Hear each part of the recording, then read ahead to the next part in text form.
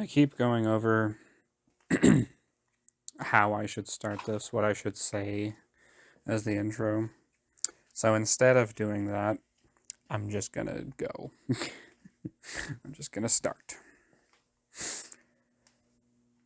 Well, hello and welcome to whatever this is.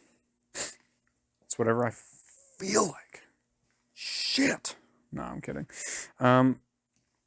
This is apparently my podcast. I don't like having that serious of a label to it, but that's what it is. You know, it's a person or persons yapping to a microphone about nothing usually. So, therefore, that's what I'm going to call it. Surely, some of you are going to be wondering why I'm even doing this in the first place. So am I. No, for those that don't know, I am on the autism spectrum. Luckily, my particular flavor of autism is not particularly debilitating. Pretty functional, I would say. Social things are always going to be a struggle for me.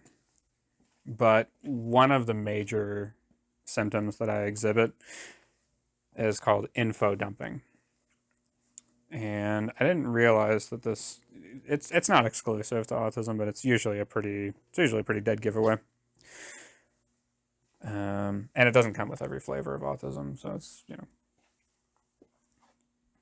my info dump sessions can sometimes last, at a minimum of like 20 minutes, but sometimes a few hours if you let me go.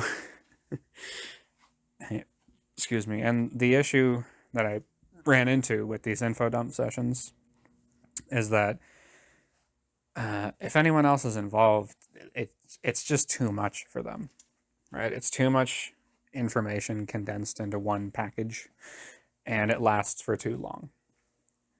Most people just don't really like sitting there listening to a person yap about something unless it's in podcast form.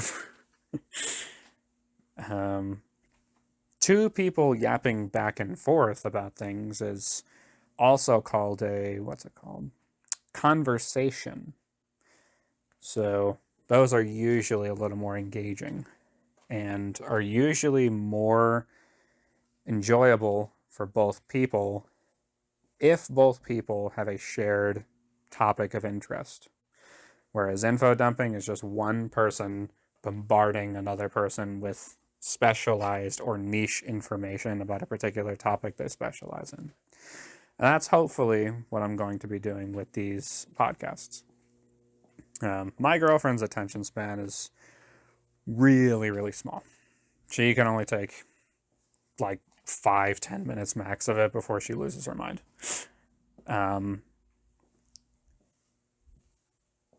It was a struggle for her to come up with, an otherwise good solution to this problem. But ultimately, she had just expressed her concerns and made me realize that it's not a bad thing for me to do these things. It's just she's the wrong person to be directing this information toward. So I asked ChatGPT, which, by the way, if you out here in 2025 and you're not using ChatGPT, what is you doing, son? Like, ChatGPT, it's so good. Why is my treadmill on? Why? Dude, my treadmill has been on this whole time.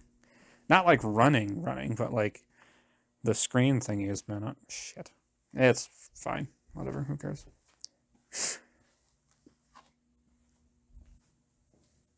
I asked ChatGPT, what are some good compromises it came up with some pretty good ones. The one that stuck out to me the most was a podcast. And, you know, I brainstormed some ideas of what the podcast should be about. And an interesting habit that I have is that, like, whether I have someone to info dump to or not is neither here nor there. Because sometimes I'll just do it on my own to nobody in the garage. Or just, if, you know, if no one's in the house, just pace around like an insane person. And I have these lectures to nobody, basically.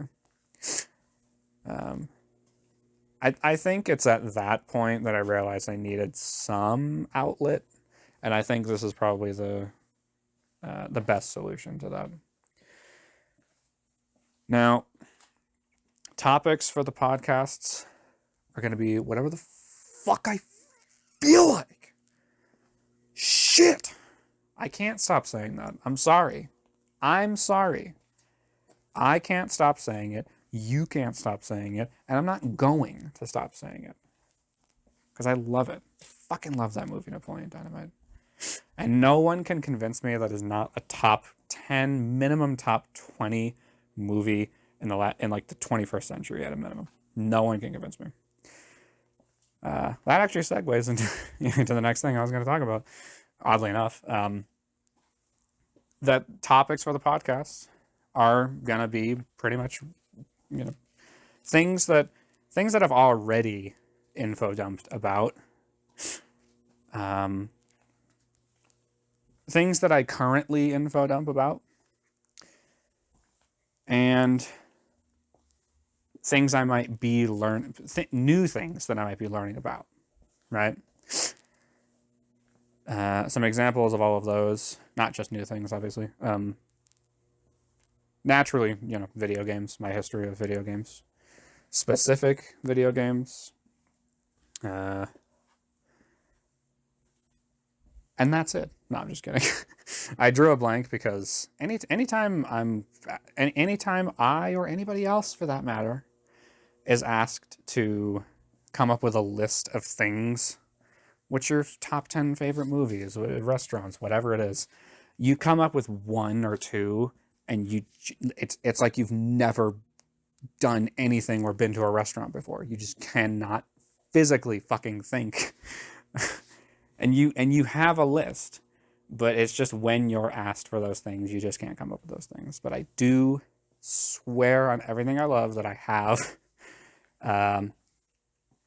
ideas for specific episodes that aren't just about video games.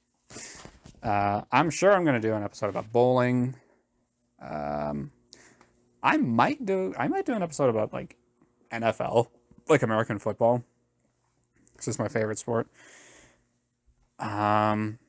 Yeah, no, just things, interests of mine and things that I specialize in.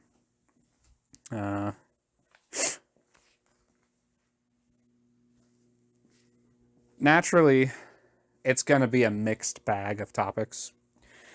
And it will follow the theme that it will follow the theme that there's always something you can learn or get something useful out of, even from the most unexpected of places. Because that's what I always learn with any new hobby or new interest or new area of knowledge that I explore. I always get something out of it. And I just think that's really cool. Naturally, I was kind of torn on what I should call the podcast. What's the name of this podcast? There's plenty of podcasts that have names to them. What am I going to call this podcast? I ran, I threw some things at ChatGPT. It spat out some pretty lame names or similar.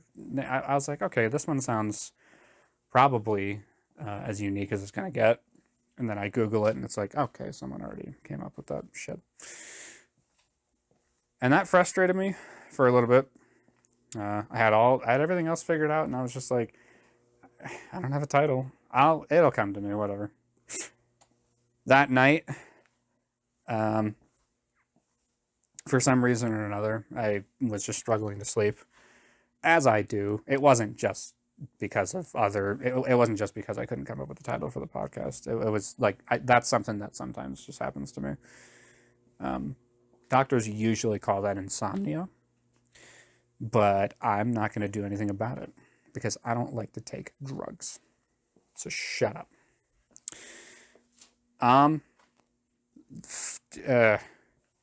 What the fuck was I talking about? Okay. I couldn't really sleep. Naturally, I was frustrated at the prospect of coming up with a title for the podcast. And I was like scrolling on TikTok or something or other. It has nothing to do with how I came up with the title. Well, not really, but and it just kind of randomly hit me. I'm a zombie player. I love zombies. It's one of my most info dumped topics. So why would I not call it something related to zombies? It's a pretty popular game. It's a popular enough game that whatever the title ties back to it will be something recognizable to a majority of people, at least in my age demographic. And then it just hit me. Jesus. And then it just hit me. I'm going to call it Curry's Mystery Box. Now, how did I come up with a name that cringe? First of all, fuck you. Secondly, this is my podcast. And thirdly, Curry is my name. And the mystery box, tying back to, what the hang on a second. I need to straighten this tire out. Okay. Curry's mystery box. I'm Curry, right? Voice crack included. And that's all I'm going to talk about it. Mystery box being from zombies. I'm a zombie player, naturally. And it's a sort of meta title that ties into the mystery box being a mixed bag of weapons, never really knowing what you're going to get, having to adapt to, changing conditions depending on what weapon you get from the mystery box. Tying into topics of the podcast. You're going to get a mixed bag of topics and how that relates to how it is, really how powerful adaptation is. And like I said before, how there's always something you can learn or get something useful out of, even from the most unexpected of places. So this is attempt number 2 at recording this podcast, because I tried drafting a script at first, and then I realized after listening to it, it just sounded so robotic and it just wasn't me. And it was also like, why would I make a script that can? I think a majority of it was just the topic. In that particular attempt. It was about zombies, but it was not really about anything that I really actually gave a shit about. It was all, for the most part, easily Googleable or already documented information that I had no business covering or talking about. I just didn't really like it. It also just didn't really sound natural. So yeah, this is attempt number 2. And naturally from there, what I would find more interesting than someone diving into documented history about something is more about their, what I would find more interesting is if they talked about their own personal experiences with it. So that's what I'm going to do. Before I get into that, though, I will address mic quality and possible issues that might come from it. Whoops. The environment that I'm recording in is not particularly suited for recording, but who cares?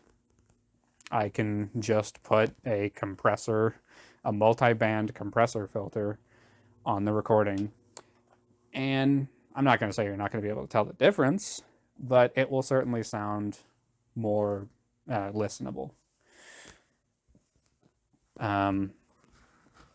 I'm using a lav mic right now. If you'd like to know the specific lav mic I'm using, this is a Godox Verso M2 with a QB Lux, Cubilux, meow, Jesus, adapter.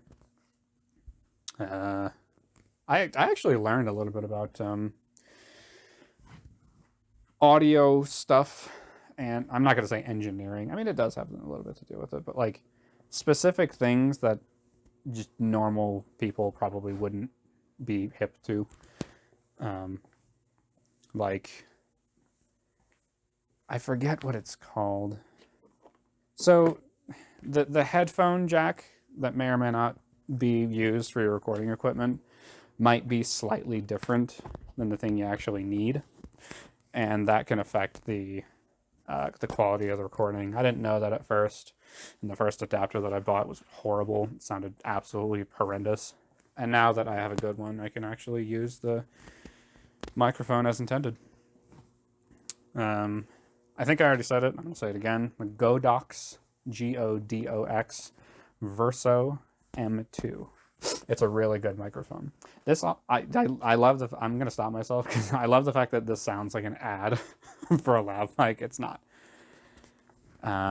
It's just the one that I found that is not terrible, but also not the most expensive thing in the world.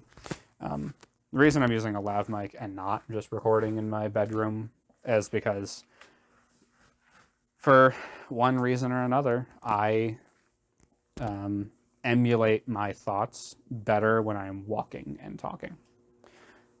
Some people call it pacing, and that's also what I'm going to call it, because I don't care. There's no punchline to that joke, because I also don't care. Yeah, I've tried recording podcasts with just a regular old microphone, just sitting on the desk. I'm just not that guy. I don't know what it is about trying to sit there. Like, I would inevitably start pacing anyways, because I don't know, that's just who I am. It helps me think better. Movement just, I don't know, it just helps me think better and emulate my thoughts a little better. The natural consequence of that is that you might hear things in the background. You might hear my footsteps. You might hear a cat meowing every now and again. You might hear me stepping on something. You might hear a heater. You might you might hear a heater kick on if I ever forget to turn it off. And I apologize if that bothers you, but do yourself a favor. Lock the fuck in and get over it. Let me move on to the next point in my notes here. My history with BO1 zombies, because naturally, if I'm going to start a podcast called Curry's Mystery Box, obviously you do a zombies episode, right? Of course. And this will be the first of many zombies episodes too. I don't know if I'll do I don't know if my knowledge about zombies is that extensive, but there's a few areas that I'd naturally like to talk about. For now, I'm just going to talk about my history of BO1 zombies, how it started, major milestones and achievements from then until today, players met, how it all impacts me, this and that and the other. Okay. I'll start with when did I start playing BO1 Zombies?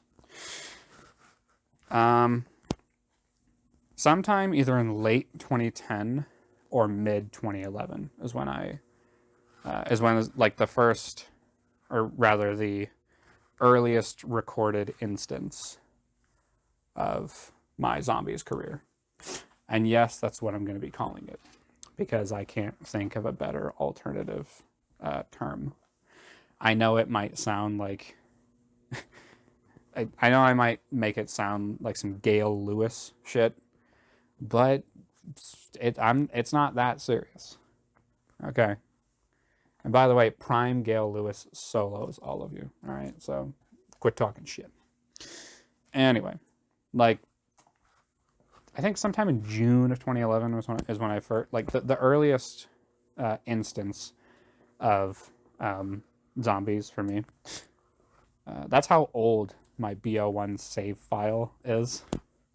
It's all the way from 2011. I thought that my career didn't actually span that long. Turns out it's 14 years. At this point, about half my life. Which is pretty crazy. But it's not that serious. Let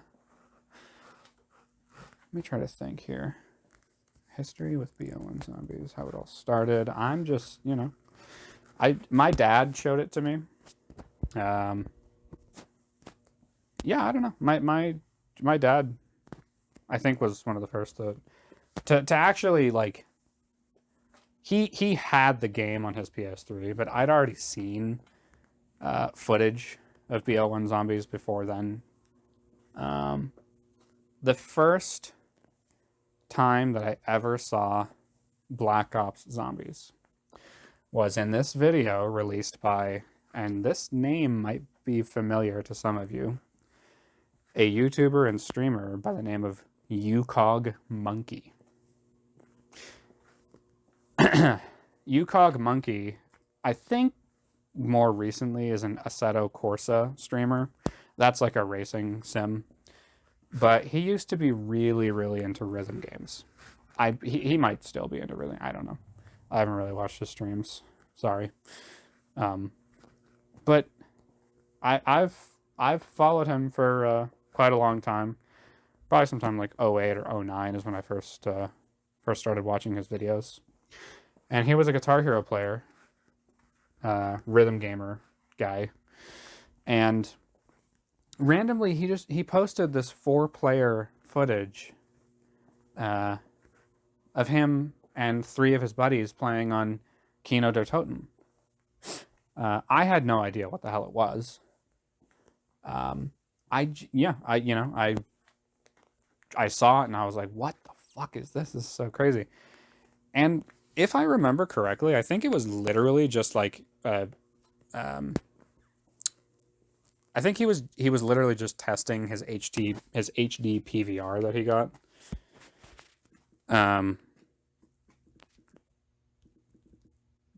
Whoops. If I remember correctly, I think he was literally just testing his HD PVR that he got. Whoop. Yeah, Zombie Mayhem Montage / HD PVR test. He was just testing his PVR, and I'm sure he probably played a lot of zombies before then anyway. Doesn't matter who he was playing with. He was playing with, but I'm gonna say it anyway. He was playing with JPrez, Mr. Eli, and not Zachary. In his description, he says, "We have all FC TTFAF." That's crazy. That's crazy. But yeah, 14 years ago, December 29th of 2010 was my first exposure. I don't even know if I watched it when, like, it was first uploaded, but that was my first exposure to Call of Duty Black Ops Zombies. The first cool world record that I saw. The first cool world record that I saw, because naturally I it piqued my interest. I want to learn more about it. Was a video from a player known as the Jimbo Gobo, who was also a Guitar Hero player and a rhythm gamer, who also happened to play zombies.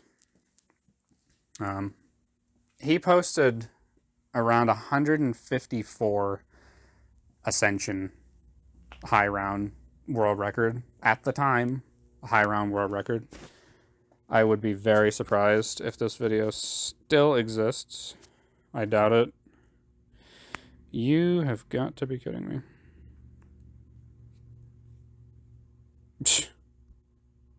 No way. Yeah, it still exists.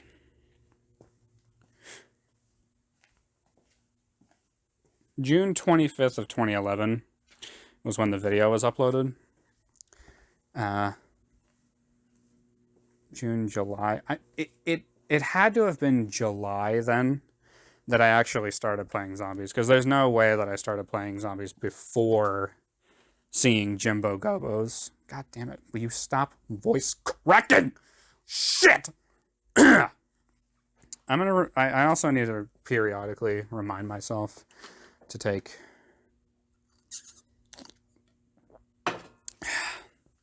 drink breaks. Keep my goddamn throat lubricated. There's no way that I started playing zombies before having watched Jimbo Gobo's Ascension world record video. 154. That's nothing by today's standards. It's like, bro didn't even get an Instacart around. Like, what? But at the time, this blew people away. Like, this was a lot of people's first exposure to like a truly monumental high round. Like, how far can a person go before just they physically can't anymore? I'm pretty sure.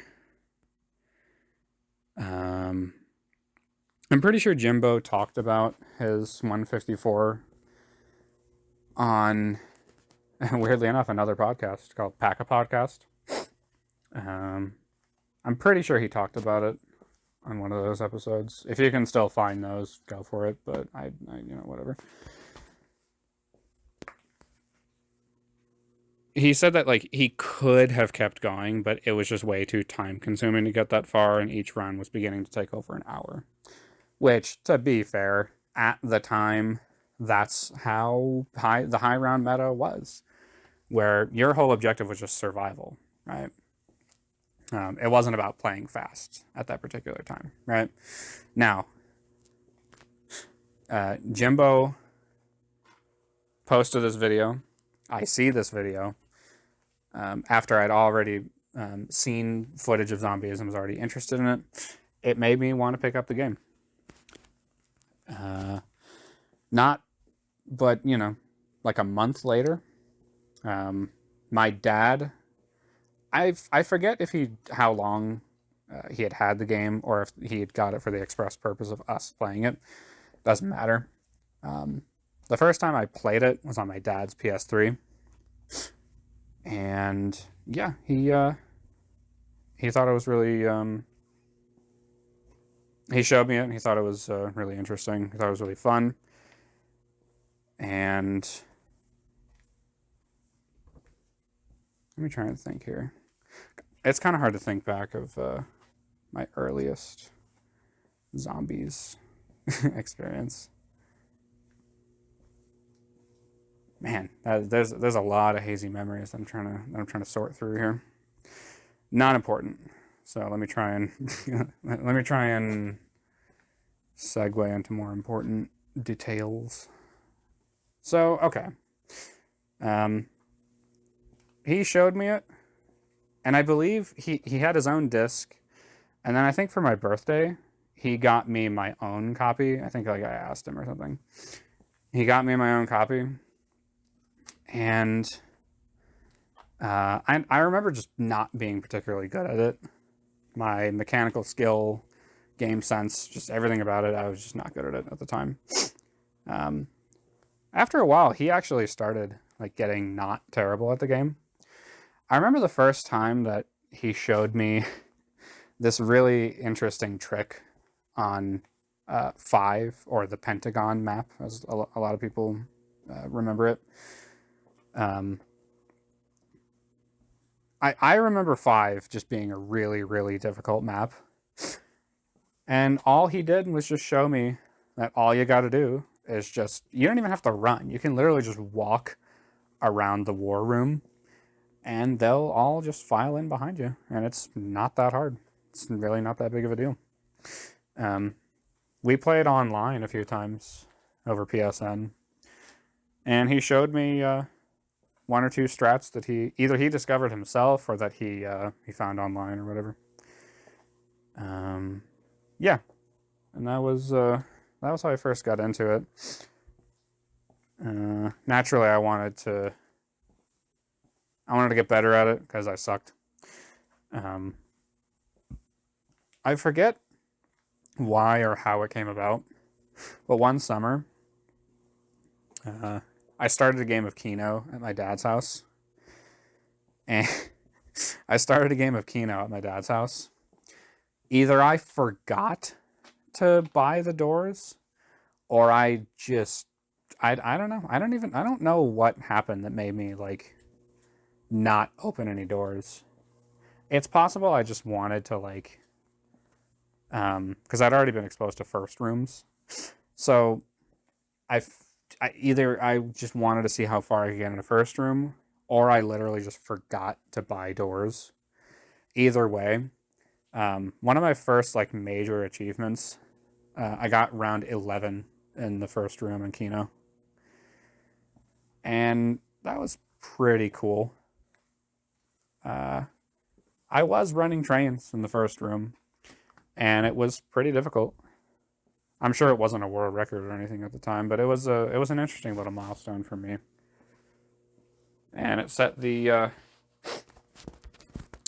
precedent for something bigger and better. Clearly, and by that I don't mean that like my history with the game is like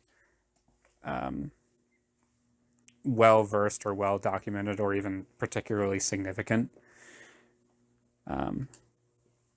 I've never actually like I've never set a new world record in the game. The closest I've ever gotten was tying a world record for something else in the game. And, you know, I was proud of it at the time. I'm still pretty proud of it. And,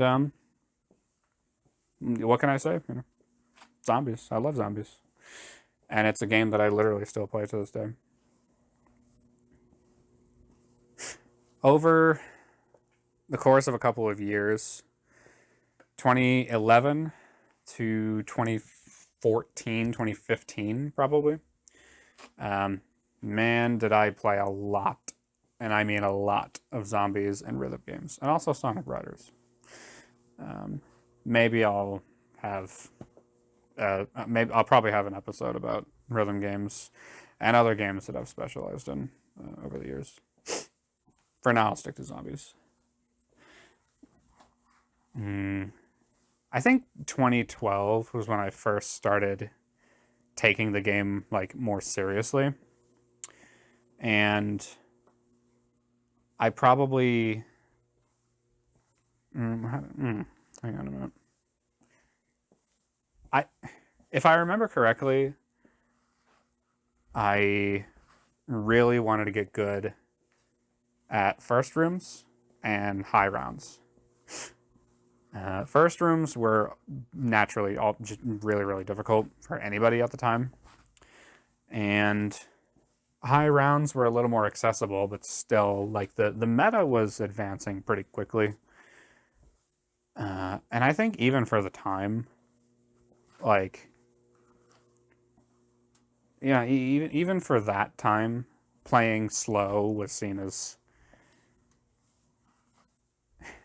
It was seen as a... I'm trying to think of the word. Just an unsightly preference. I can't think of another word other than just unsightly. But people thought less of you if you chose to play slower. Eventually, that culminated into people realizing that playing faster is just objectively better. And there's definitely a reason for that. For those that don't know, the second that you start a game of zombies, a metaphorical timer starts, right? Is it metaphorical? I mean, it's not really metaphorical. A literal timer, but not actually literal timer. How do I explain this? So there are only so many things in the game, that can actually be processed. Those are called entities, right? Now, the amount of entities that you get per map rather, differ. And the circumstances that determine how many entities are on the map can also differ and can also be modified. People figured out how to make it so that you get the most optimal number of entities so that you can effectively play for even longer. But it's still, you still have incentive to play as fast as you physically possibly can, because it basically is a timer. Where the faster you play, the more rounds naturally you're going to get, and the faster you'll play ahead of this figurative timer, right? You have incentive to play as fast as possible before that timer, before the meter of entities fills up and your game resets. It took a long time for people to figure out exactly what goes into it. We have a really good understanding of it now. And some of the world records are so optimized that they might not ever be beaten. Or in order to max them out, enough things would have to go correctly for that particular player that it's just not feasible. Not every record is like this, but a lot of them have basically been maxed out. To the point where, all a competent player can do is either tie it or maybe beat it by only one more round if they get luckier, right?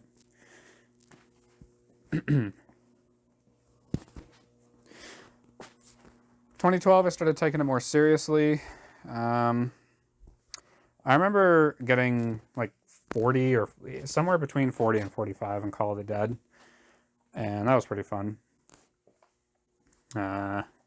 Again, I just remember like never really having an imperative to play particularly fast. I enjoyed the game for what it was, and I never really cared or felt enough of a reason to not play slow. Plus, there were plenty of other high rounders that played slow also, so it didn't really matter.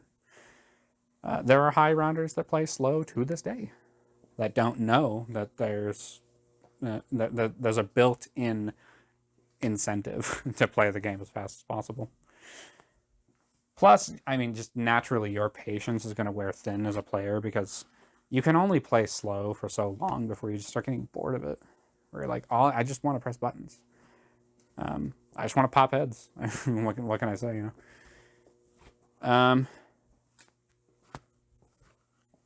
That all led up... That all stagnated before the release of Resurrection, which was a map pack DLC for Black Ops 1 Zombies that contained Moon, and it also contained the 4 remastered World at War maps, which I wish that I distinctly remember my dad asking me which version of the game to get for Black Ops 1. And I was like, okay, you can get the regular version, or you can get, I don't know what this is, the Hardened or Prestige edition? I don't know what that is.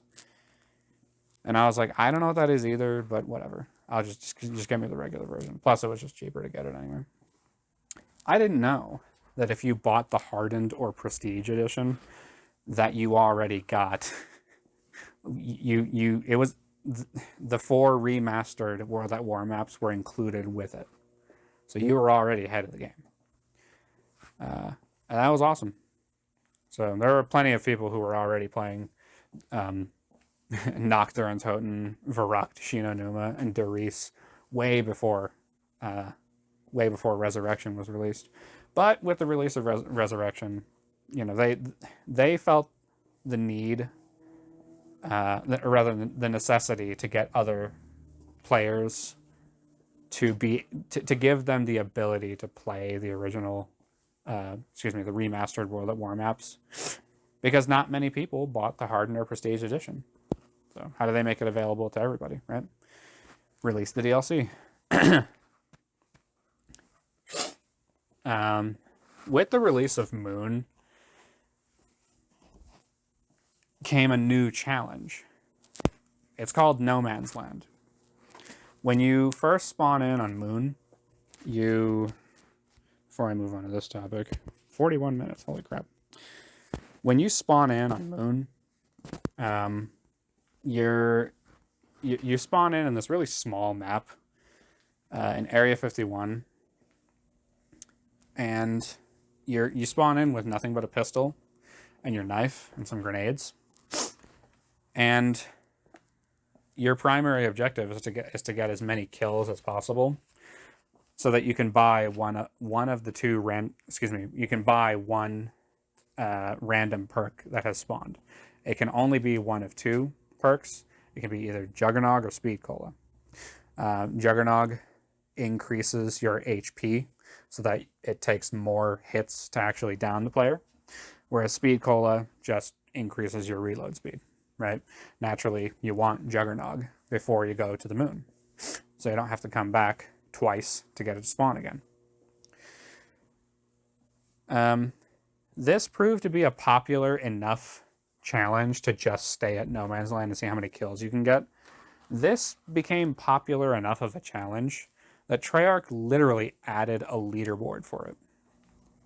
I think it's called No Man's Land (solo), right? How many kills can you get in No Man's Land before you die, right? And the number just kind of kept going up. I remember seeing Mado Master get like a 250 or something like that. And then people just kept pushing it. They found newer and better ways of being able to kill more zombies, basically, in a shorter amount of time. Or not necessarily a shorter amount of time, but you get what I mean. Comes down to you being able to how fast the player is able to pack-a-punch their pistol. For those that don't know, if you pack-a-punch the M1911, it upgrades your weapon into the Mustang and Sally. Instead of firing regular bullets, you now have a dual-wield 1911 that shoots explosive rounds. And this weapon's very popular, very powerful. Powerful enough that instead of only getting, 50 to 60 kills with just your pistol, knife, and grenades, you can now get several hundred kills with the Mustang and Sally.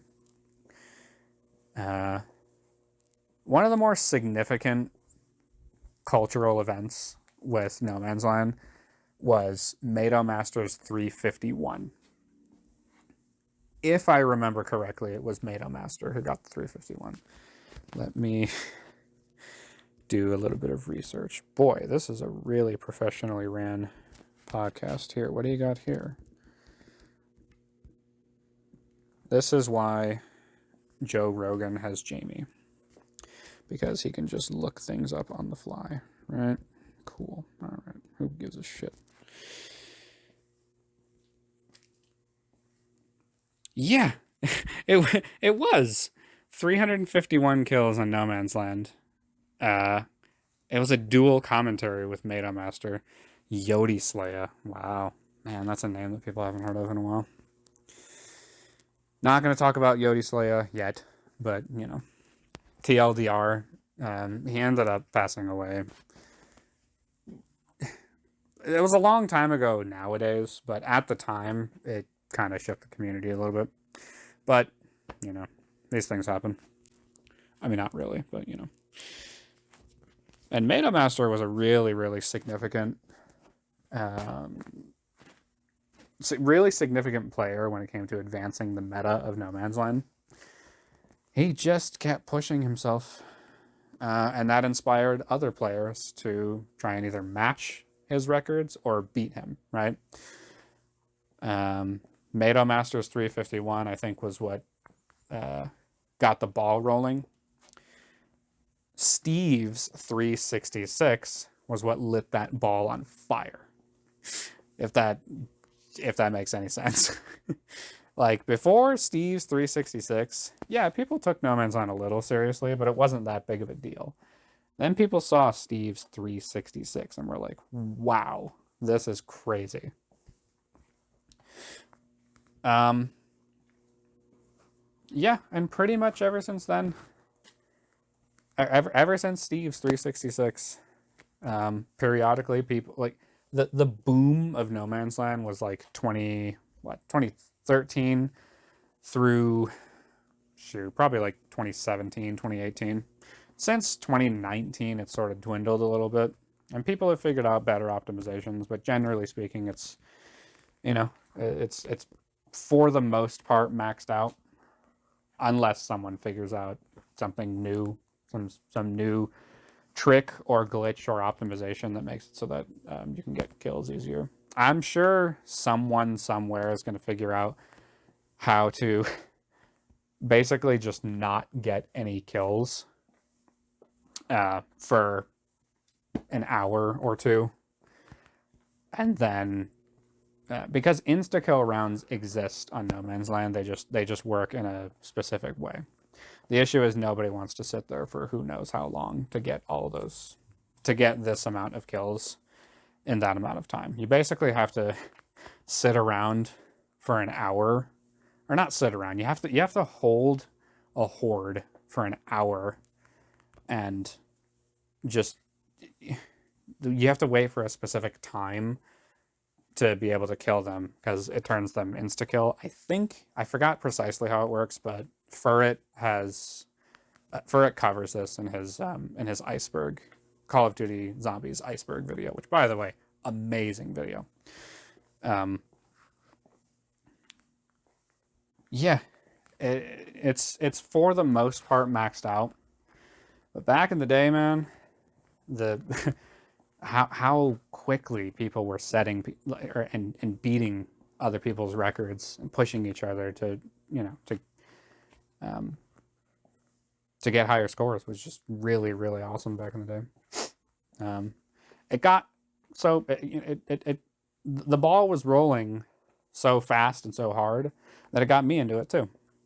I was already playing No Man's Land for a while before then, and I was never really that good of a player. For some reason or another, No Man's Land just kind of spoke to me. And after a while, I'd really taken a liking to No Man's Land, and I just grinded the hell out of it and just really, really liked it a lot.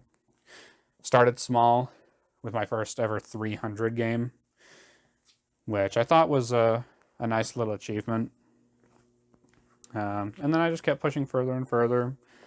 310, 315, 320, 325, 330, 335, 340, 345, 348, 350. I got like a 358, I think, which people thought was really cool. Not people, but like a couple of people in the community thought was pretty cool at the time.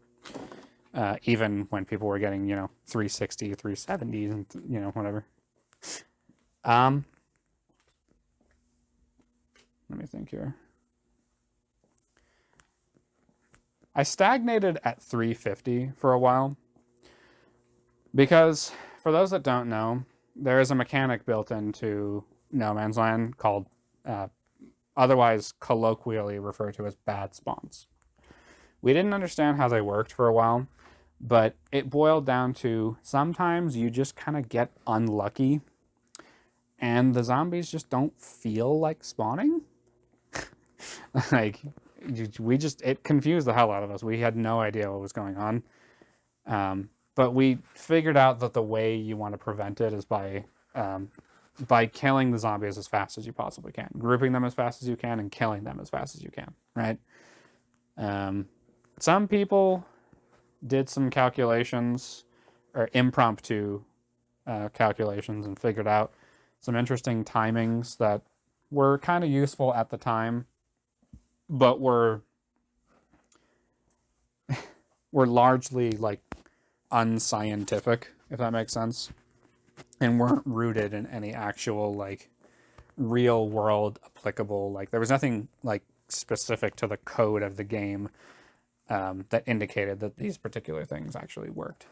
It wasn't until people reverse engineered the game that they figured out why these things happen.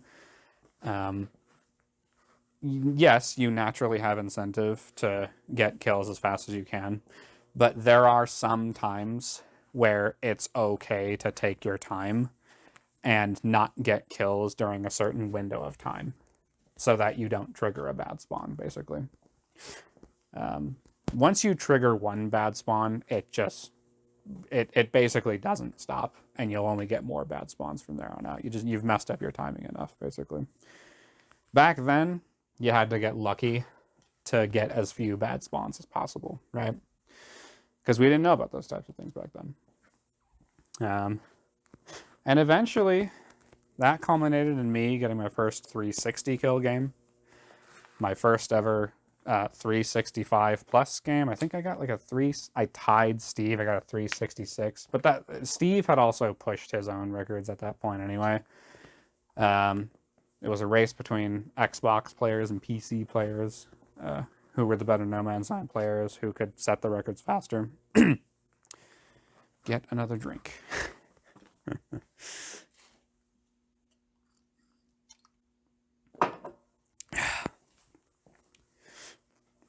The PS3 players lagged behind, literally lagged behind a little bit. I say literally because PS3 runs at a lower frame rate than Xbox or PC.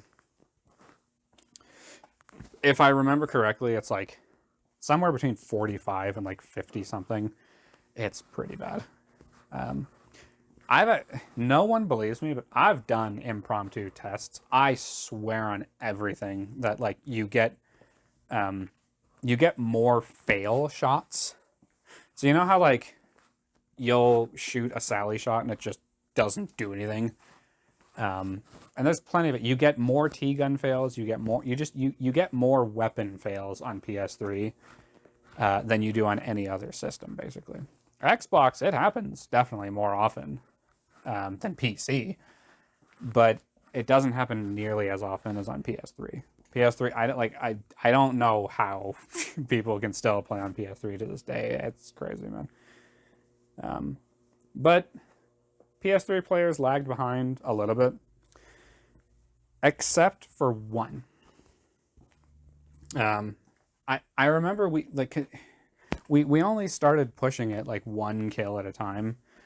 I think someone got a 367, and then someone got a 368, and then someone got a 370, 371, 373.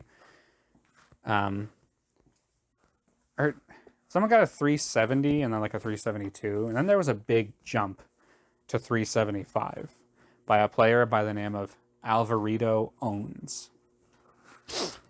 That should be a somewhat familiar name to a majority of the community at this point.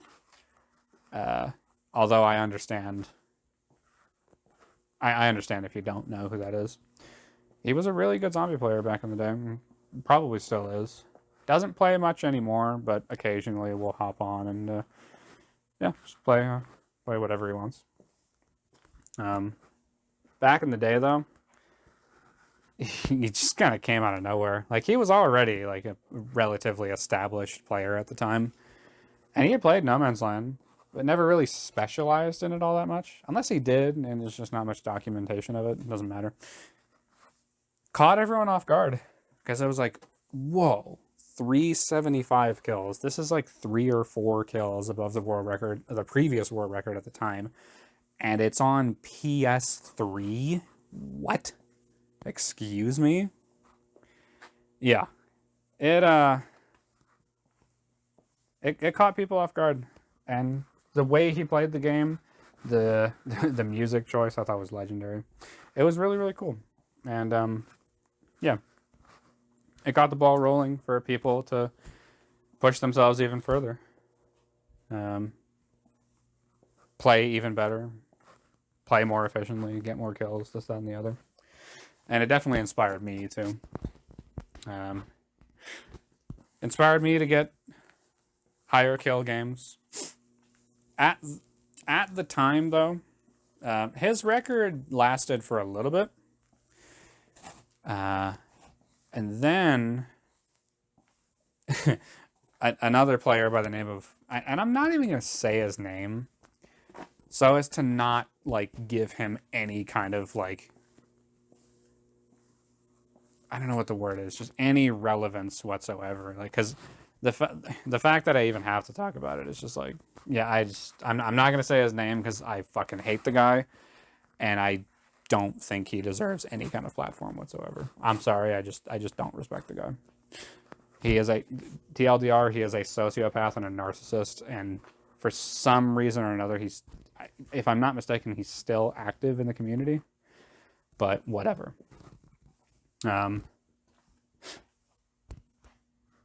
What do I call him, like, as a placeholder? Shit, I don't know. We'll call him Player X, I guess, then. Who cares? It doesn't matter. Player X set a 378 kill game. But people figured out really quickly that he cheated. And he definitely cheated. As well as the fact that he had cheated on numerous other occasions and was known in the community for being a giant troll and just an overall shitty person who tries to start drama with people. I don't know if he still does that to this day, but at the time it was just it was a relatively large controversy that sparked debate over the legitimacy of other games too. It got people questioning how much detail goes into verifying the legitimacy of any game played, not just No Man's Land, but any zombies game played whatsoever. They figured out new methods of detecting whether or not mods were used, whether or not cheats were used, whether or not the game was played legitimately, right?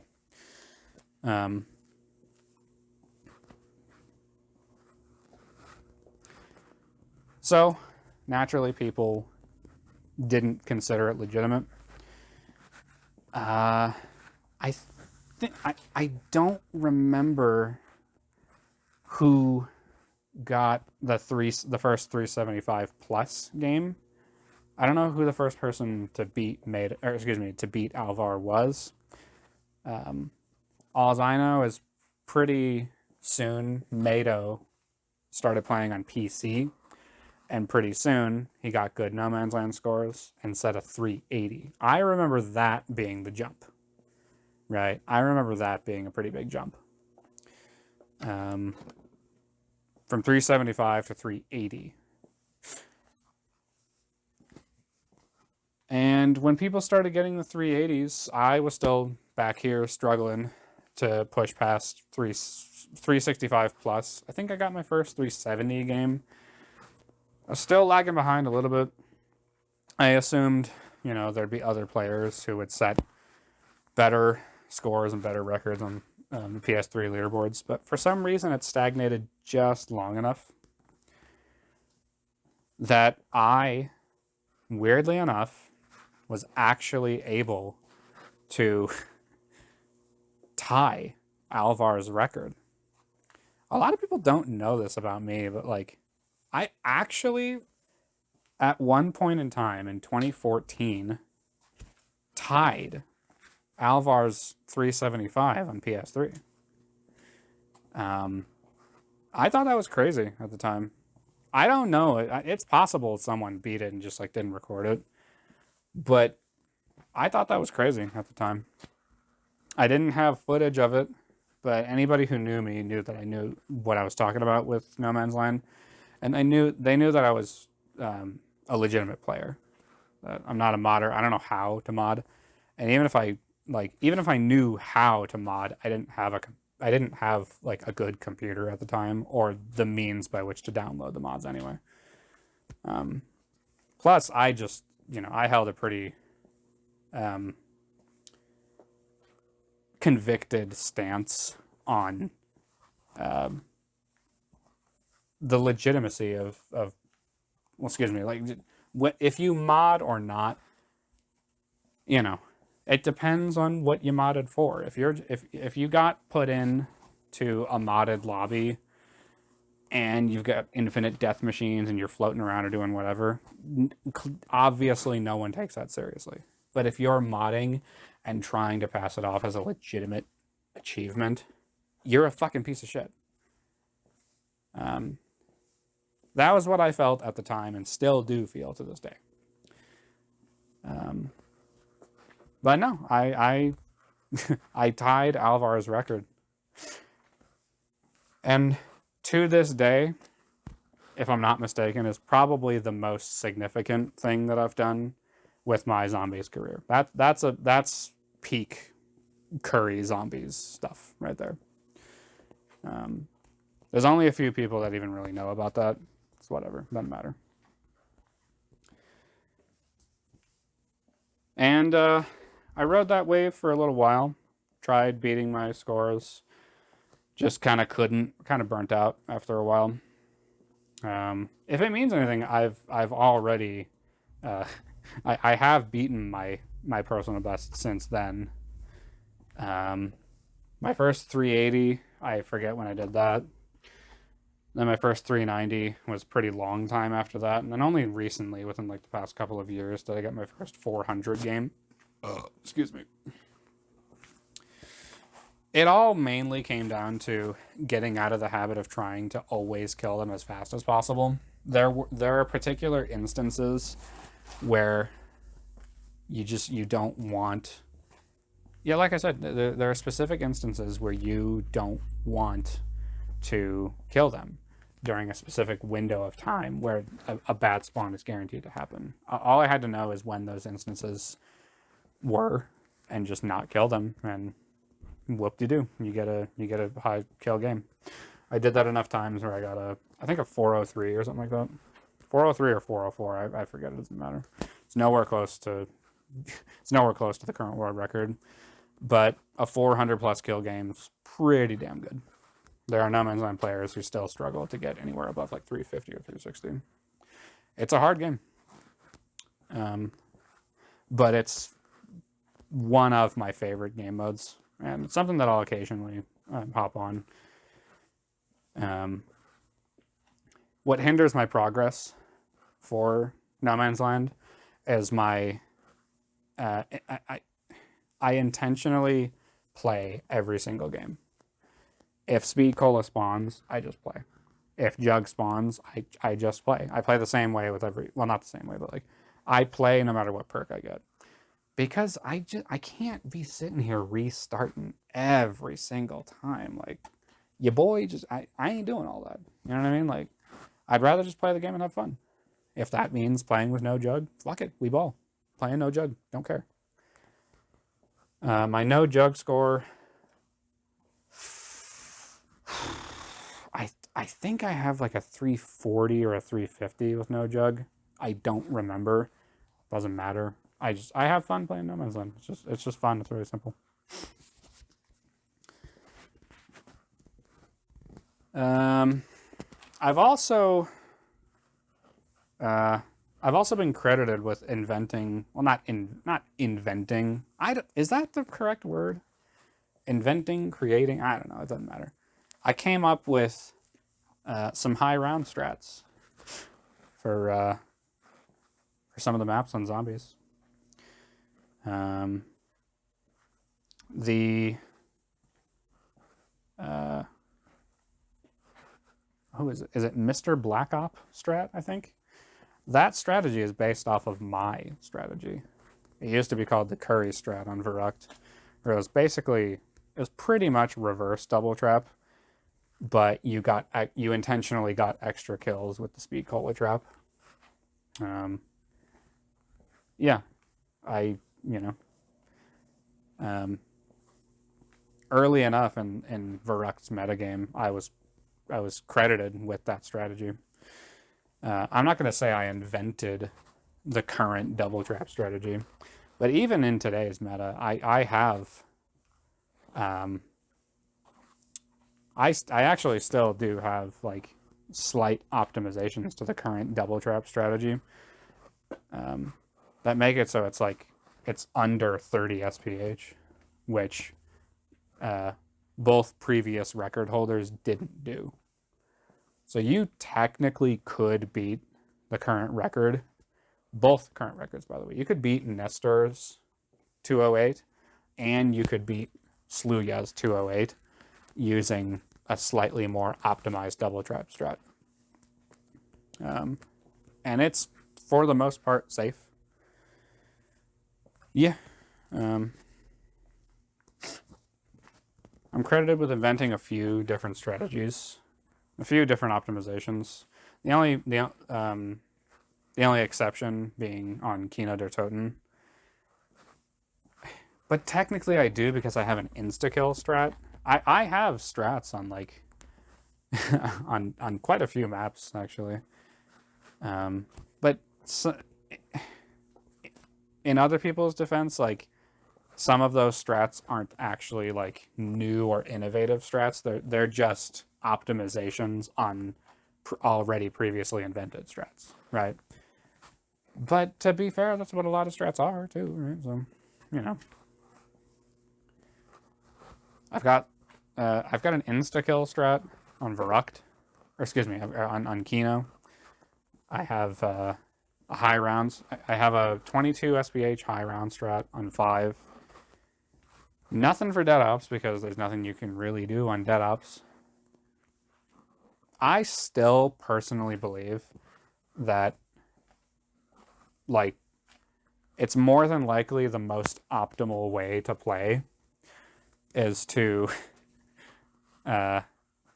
there's a name for it, but for those that don't know, dead ops has timed rounds where it's not based on how many kills you get. It's literally like every round is only supposed to last a certain amount of time. So you can just get a horde together and just run them around until the timer runs out, and then kill the rest of them, and that's it. That's the round. There are some players who have done that to get their records. Whether it's more of an achievement or not, it might actually be more optimal to play that way. Because when you think about it, the less zombies spawned in, the less entities are used. It's possible that that was the strat you should have been doing the whole time, where in order to get past 160, maybe we should have been doing that the whole time. Because the game G-spawns, right? G-spawn, no free entity, like, right. So it's possible that that was the most optimal strat the whole time. Whoever would be crazy enough to do that for 160 rounds, hey, go for it. But I don't think anybody's going to do that anytime soon. Even if it's the most optimal, I very highly doubt anyone's going to want to just run circles for who knows how long it takes to get 160. And I'm drawing a blank at the rest of the maps. I don't really have anything for Derice, unfortunately. There is some theory crafting for new speedrun strats that involve either a knife lunge or whatever means necessary to basically get behind the Pack-a-Punch machine, so that way you don't have to activate the teleporters to open the Pack-a-Punch. This not only would probably be faster, but would also it would also open the door to new strats that involve having Pack-a-Punched weapons while closing off certain parts of the map. I'll bet you there are pretty cool one window strats that you could probably do, but you can, it doesn't matter. Nowadays, my current zombies career has devolved into hopping on to Xbox Live every now and again.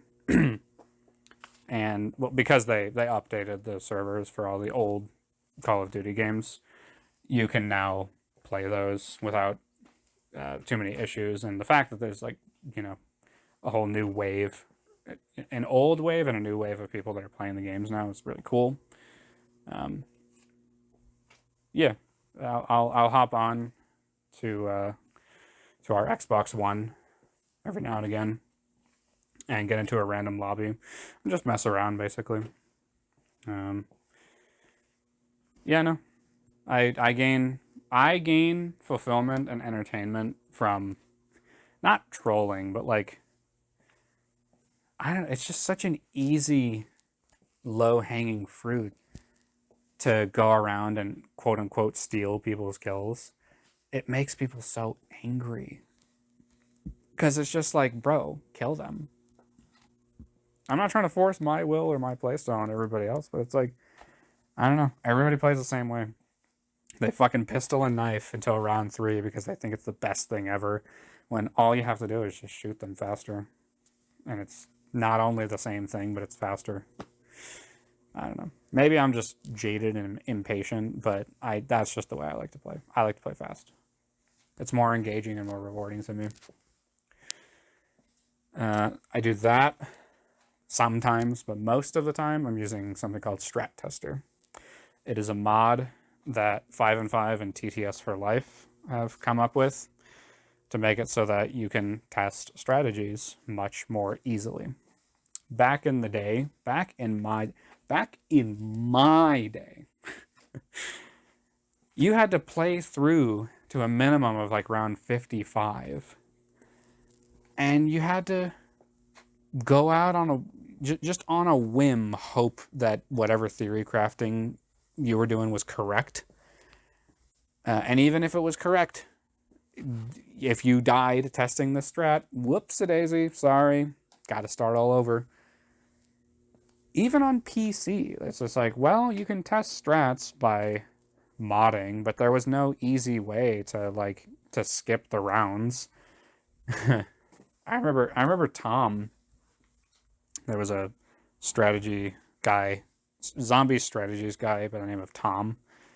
And the way he used to test strats was he used to put God mode on and just camp in a corner with infinite ammo ray gun and speed the game up basically until he got to whatever round he needed to, and then test the strat from there.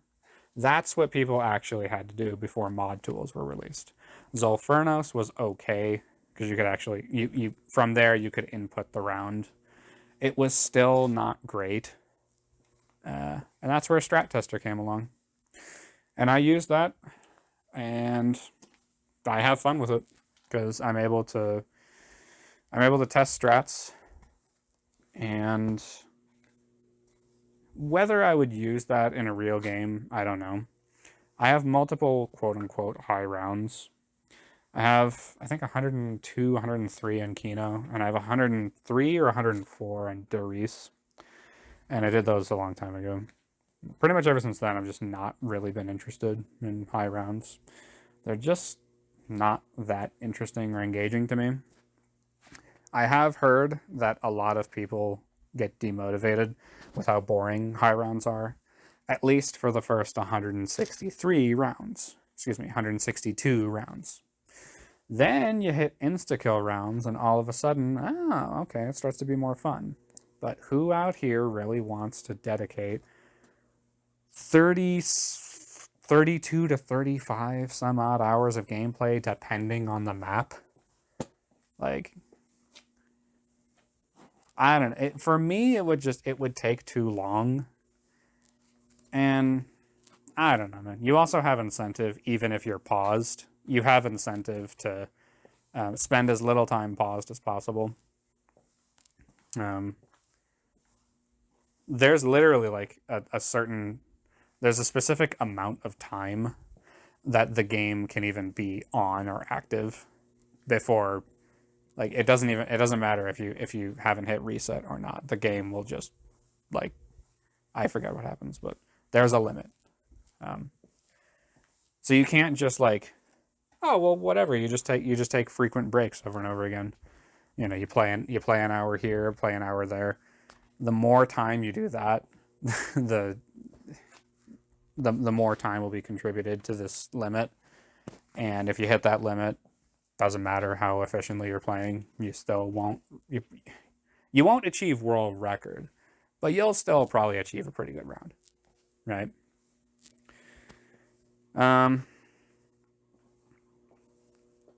Yeah, for the most part, I've stuck to Strat Tester.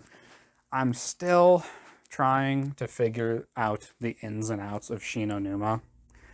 And in all this process, I have got to say, in all honesty, that map is the biggest piece of dog shit I've ever played in my entire life. It's so bad. I hate everything about that map. And maybe I will do a zombies tier list episode where I'm talking about every single BO1 map and what I think about it. Shinonuma fucking sucks. I hate it so. But spoiler, Shinonuma, in my opinion, is actually the worst map. It's so bad. I hate it. But it's different. And it's pretty clear how little of time I've actually spent playing it. Yeah, no, it's, yeah. I think I've talked enough about my history with BO1 zombies. Achievements from them until today. Players met. There's only one player that I've met from those days that I still semi-regularly talk to. And that is a player by the name of KO. And they're just a good friend, you know. There's not much that I can say that hasn't already been said about them. They're a good friend. And I'm only reminded now that I should probably hit them up and see how they're doing. So, zombies, whether it's had an impact on me to this day, really, it's just taught me about adaptation, really. You can spend the rest of your life complaining about the way you think things ought to be, or you can adapt to the way things are. And you wouldn't think that, you know, you would pick this up from a fucking video game. But some people are like that. I know I am. It's taught me, I don't know, it's taught me a lot. It's taught me a lot about having, you know, keep your mentality in check. Keep your mentality good. See the humor in things. Patience. And above all else, just adaptation.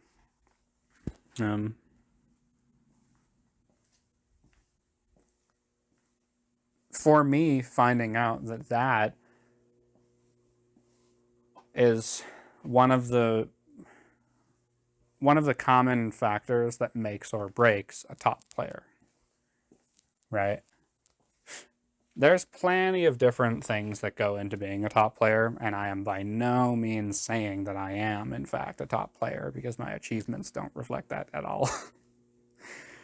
My knowledge, expertise, and overall mentality about the game is pretty good, but my achievements don't reflect it. I don't know. I think if I cared a little more, I probably would dedicate a little more time to it. But I don't know. I just never really. After a while, I stopped trying to define myself by my achievements, by these stupid little numbers in a video game. And at some point, I just chose to have fun the way I have fun. I don't know. To me, that's, you know,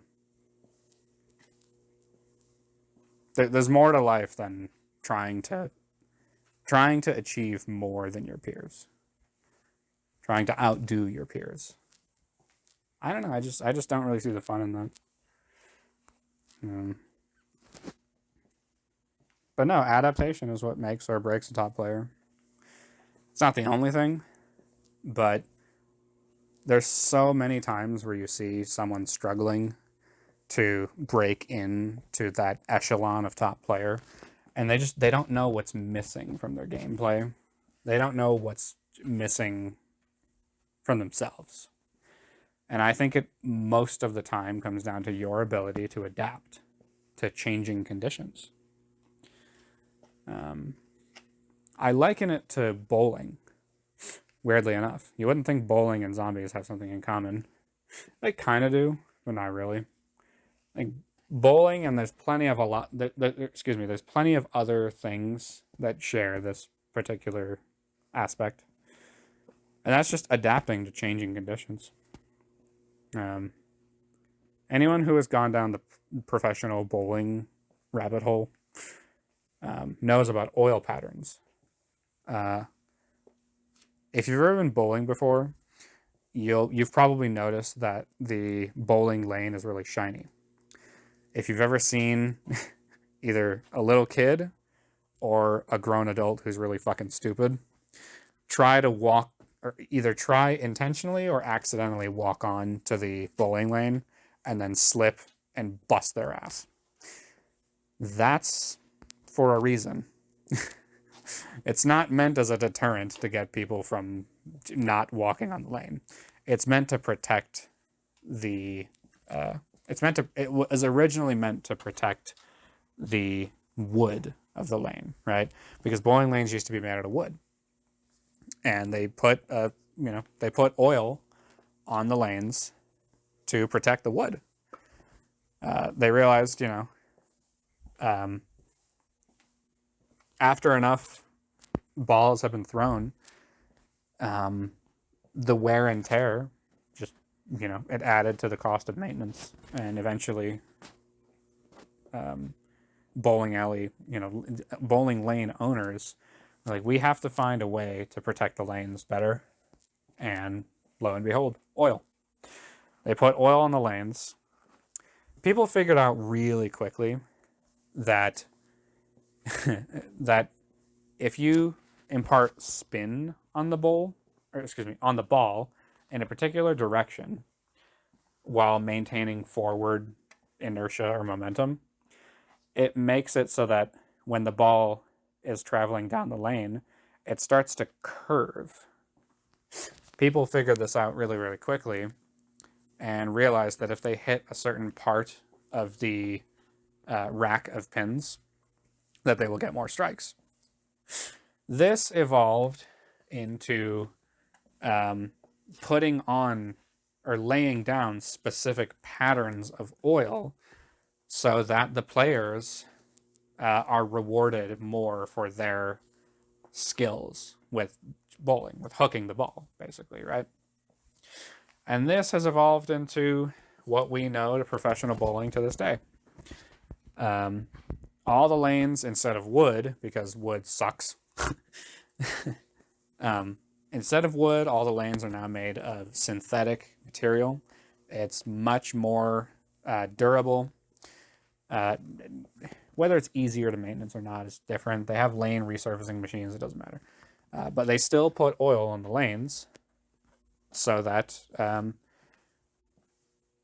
that amateur bowlers and professional bowlers and all bowlers in between are able to capitalize off of their skills. If you unlock the ability to hook the ball, you will strike more. And the more you strike, the higher your scores get. Higher your scores get, the happier the bowlers are, right? The higher of a skill you gain with bowling, the better you get at bowling, the more you start to learn about alternate oil patterns. The average bowling alley usually uses something known as a typical house shot. Either a typical house shot or a modified version of what is effectively a typical house shot. That might be called something different, but it's like a more up-to-date version that fixes problems that might have been present with the old version. Now, some oil patterns, the reason a typical house shot is usually used is because it allows for different calibers of, or different types of players to capitalize off of their skills in bowling, no matter how skilled they may or may not be. A house shot is the oil pattern is shaped in a way so that you have a lot of miss room, right? If you miss a little bit too far to the right or too far to the left, the ball will still find a way to funnel itself back into the pocket, right? On sport shots or professional level oil patterns, you are not afforded that luxury. You are punished far more severely for being even a couple boards off of your mark, right?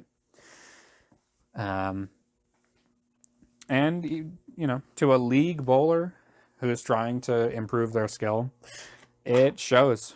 There's plenty of, you know, there's plenty of local legends who get big in the head and think that, you know, they can, oh yeah, I could probably be a professional bowler. And then they try bowling on a sports shot and they realize how much harder it is. Even if you hit a shot and it's like, okay, now I just have to do that again. And then you realize how inconsistent you are as a bowler. And it just gets really, really, it gets pretty frustrating. 86 minutes. Okay. The whole thing with that is, no matter what, they have to adapt to changing conditions. Even if you get accurate, you have to adapt to changing conditions as a bowler because of something called carry down, right? The more balls thrown onto the lane, the more the oil is physically pushed. It sticks to the ball and is then like, it's then like carried down, like further down into the drier parts of the lane, right? This is obviously known as carry down. It effectively changes the oil pattern significantly enough that bowlers have to adjust to that. How they adjust to that depends on the oil pattern and depends on the ball that they are using, right?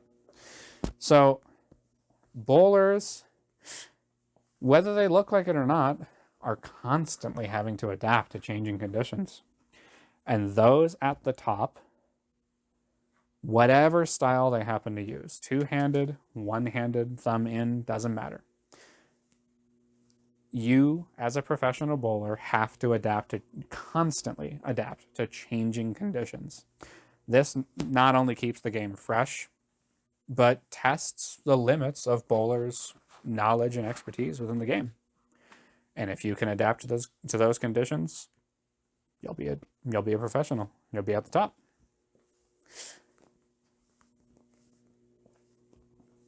This relates to zombies, and in my opinion, anything else. Because there are many different things that have many different changing conditions. If there's anything I've learned about any professional level anything, the conditions are almost never the same depending on whatever, you know. Let's say badminton, for example. Badminton is an indoor sport. Let's say you're used to your home court's floorboard material, right? Then you go somewhere else and you realize, wow, this feels totally different. I need to either like space myself differently, or I need to wear different shoes.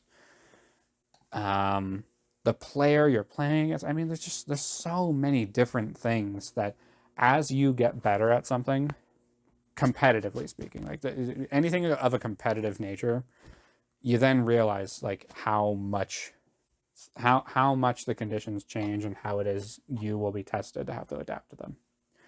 If you can adapt to them, you'll go pretty far.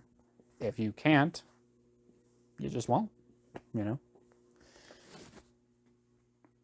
You can become a professional in anything you want, so long as you're able to recognize how the conditions change and how to adapt to them.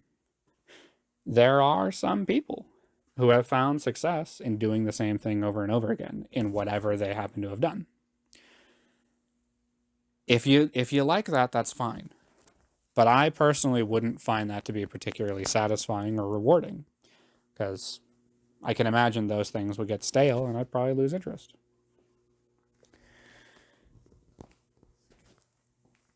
Kind of burning out here a little bit, even for me. I feel like I've been talking a lot here. I think I think I got it for the most part. I think I succeeded here. I think this was a much more natural feeling episode. It contains all the imperfections that come with just natural speech patterns. There was very little of the scripted, and my goal at the end of every episode is to get people to realize, pretty much, is to get people to realize, not get for every episode to end pretty much the same way, right? This inspiration comes from Forensic Files. For those that haven't watched Forensic Files, that show's insane. I love that show. It reminds me, I kind of want to watch that show too. But Forensic Files. Every episode is different, but always ends the same way, right? There's always someone involved in the case who is being interviewed that says something along the lines of, if it was not for the forensic scientists or this forensic evidence, we would not have a case. We would not have solved the case. Like, it always ends that way, pretty much, right? And the inspiration I'm taking from that is that I want every episode of my podcasts to end pretty much the same way, where there's always something you can learn or get something useful out of, even from the most unexpected of places, even from a random ass game like zombies.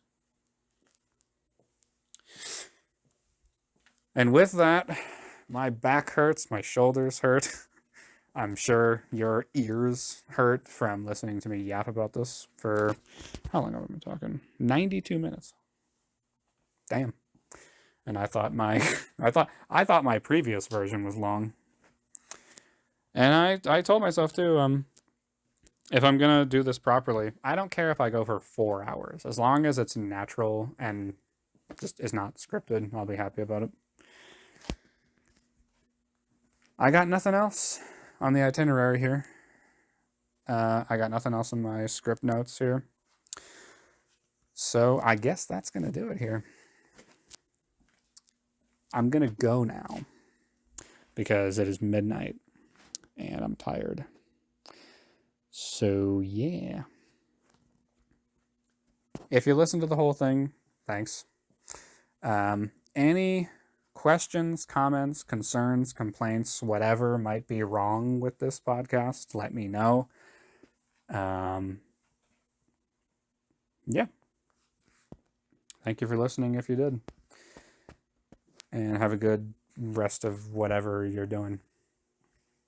I see those chips on your desk over there. You gonna finish those Doritos? Get your fingers all cheesy. All right. Have a good one, and I'll see you on the next episode.